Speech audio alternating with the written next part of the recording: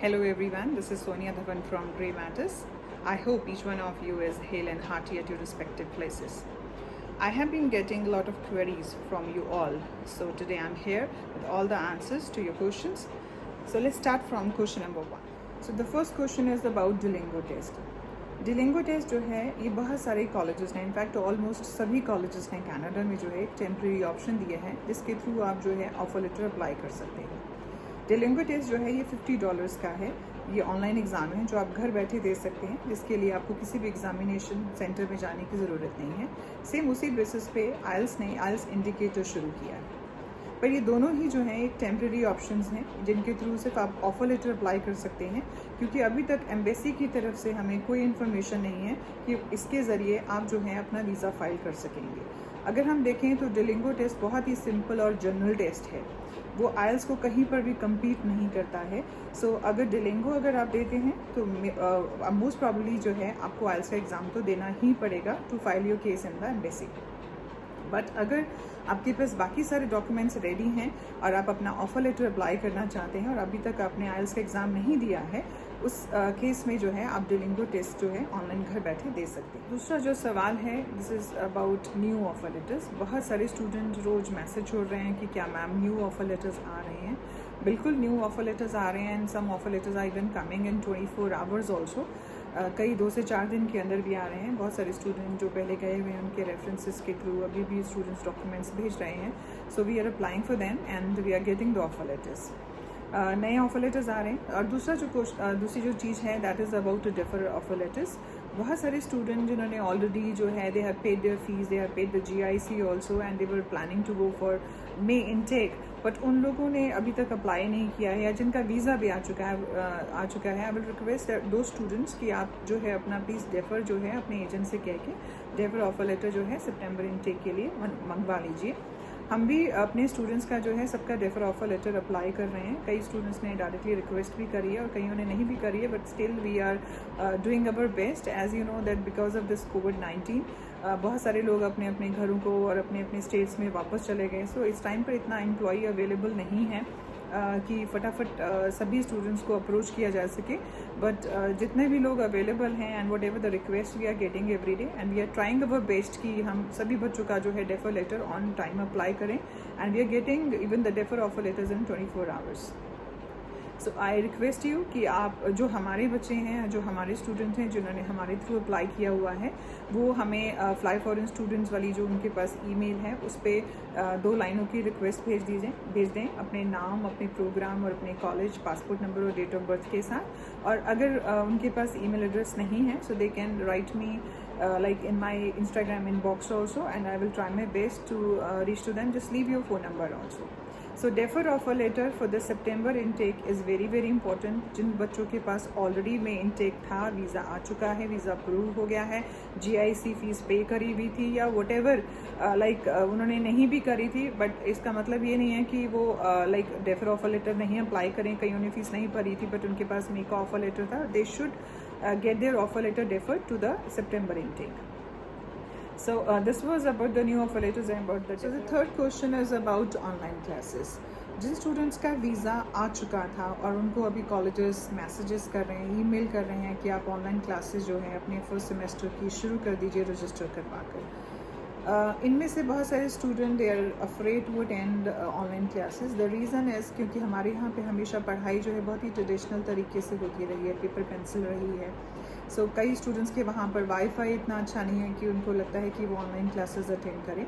उस केस में या तो आप डेफर करवा लीजिए नेक्स्ट इनटेक, और अगर आपके पास अच्छा वाईफाई एंड कॉन्फिडेंट कि आप वो क्लासेस अटेंड कर सकते हैं और आपको समझ आएंगी, सो आप जो है बेटर यही रहेगा। The best option if I से कि जो सबसे बेस्ट ऑप्शन है कि आप ऑनलाइन क्लासेस जो है, अगर आपका वीज़ा आ चुका है तो आप जो है प्लीज़ स्टार्ट कर लीजिए।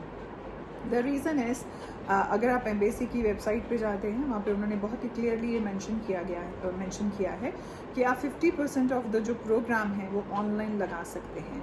और आप जो 50% आपका जो रेस्ट ऑफ द जो प्रोग्राम रह जाता है वो आपको कनाडा में ही लगाना पड़ेगा। इट मीन्स जिन स्टूडेंट्स का प्रोग्राम 2 इयर्स का है वो 2 सेमेस्टर जो है 1 ईयर का प्रोग्राम इंडिया में भी लगा सकते हैं। बट जिन बच्चों का प्रोग्राम ही 1 ईयर का है, सो 8 मंथ्स का जो थी आपकी पढ़ाई थी, 4 महीने के 4 मंथ्स के आपके सेमेस्टर थे, इट मीन्स आप सिर्फ 4 मंथ का ही जो सेमेस्टर है वो ऑनलाइन लगा सकते हैं, बिकॉज आपकी पढ़ाई जो है वो सिर्फ 1 ईयर की है। सो ये वो स्टूडेंट हैं जिनका वीज़ा आ चुका है और अगर लगाना चाहें तो वो लगा सकते हैं, because it will save your time. आप खुद सोचिए, अगर वहाँ पर जाएंगे and again you start from the very first day होंगी और आपको 2 साल पढ़ाई करेंगे, देन 3 साल का वर्क वीज़ा अप्लाई करेंगे। बेस्ट है कि अगर आपने 1 साल की पढ़ाई बाई चांस अगर जनवरी तक भी ये बात चलती है तो आपका 1 सेमेस्टर या 2 सेमेस्टर अगर हो चुका है मई से सितंबर तक, अगर आप सितंबर में भी जाते हैं तो आपके 4 महीने का टाइम बच जाएगा।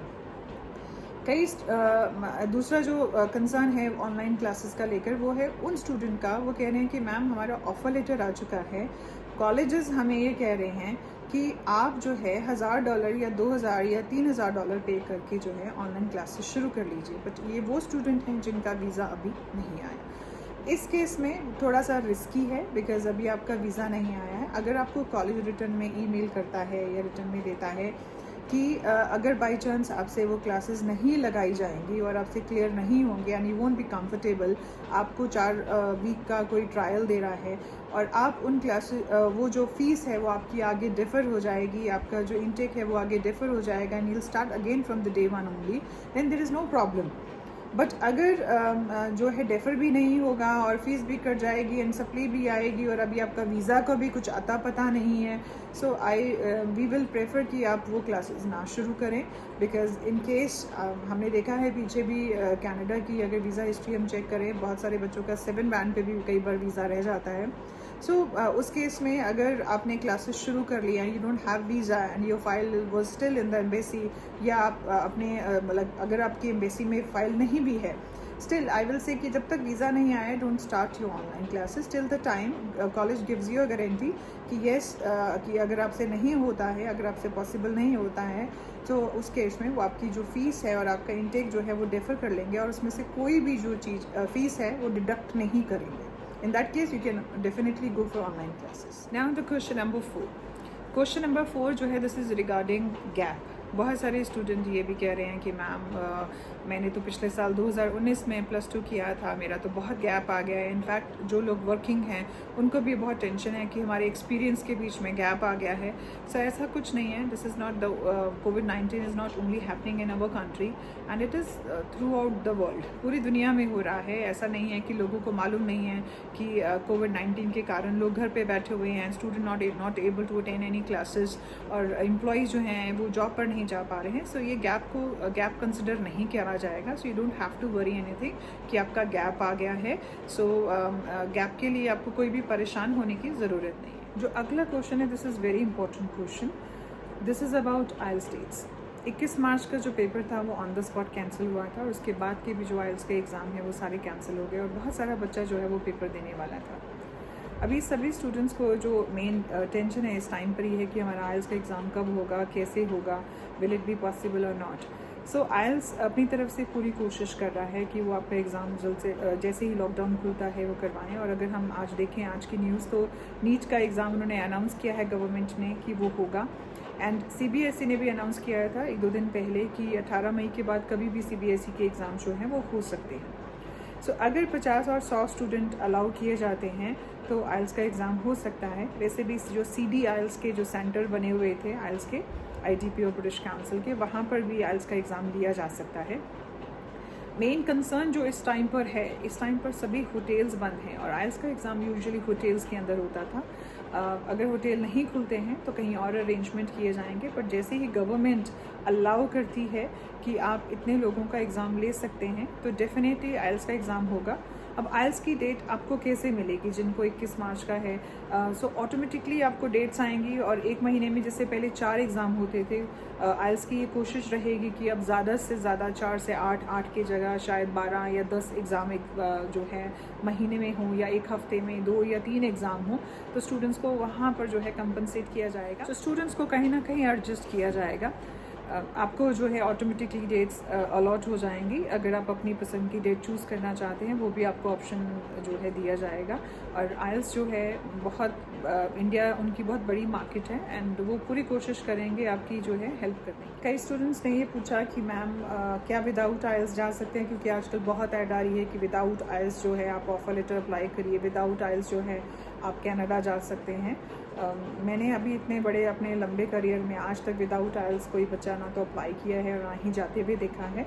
सो मेरे मतलब अकॉर्डिंगली आइल्स के बिना आप बिल्कुल भी कनाडा नहीं जा सकते हैं। तो आप इन सब चीज़ों में ना फंसें। बेटर है कि आप आइल्स का एग्ज़ाम देकर जो है डायरेक्ट तरीके से ही सही तरीके से ही जो है आप ऑफर लेटर अप्लाई करें और वीज़ा अप्लाई करें। So last question, this is about IELTS band. बहुत सारे स्टूडेंट्स ने बोला कि मैम इतना बड़ा इकोनॉमिक क्राइसिस आ रखा है और कोरोना वायरस या कोविड-19 के कारण क्या अब आइल्स के बैंड कम हो जाएंगे? सो ऐसा नहीं है, आइल्स के बैंड अभी भी उतने ही हैं। ये ज़रूरी हुआ है कि कुछ सरकारी पब्लिक कॉलेजेस ने 2 में 5.5 पे ऑफर लेटर देना शुरू कर दिया है। बट अगेन ये सब कुछ एम्बेसी के ऊपर डिपेंड करता है कि वो आपको वीज़ा देंगे कि नहीं देंगे, क्योंकि हमने पीछे तो देखा है कि 1 में 5.5 पे तो वीज़ा आ रहे थे, बट 2 पे 5.5 पे वीज़ा का भी कुछ कहा नहीं जा सकता है। बट डेफिनेटली आप अपना ऑफर लेटर अप्लाई कर सकते हैं।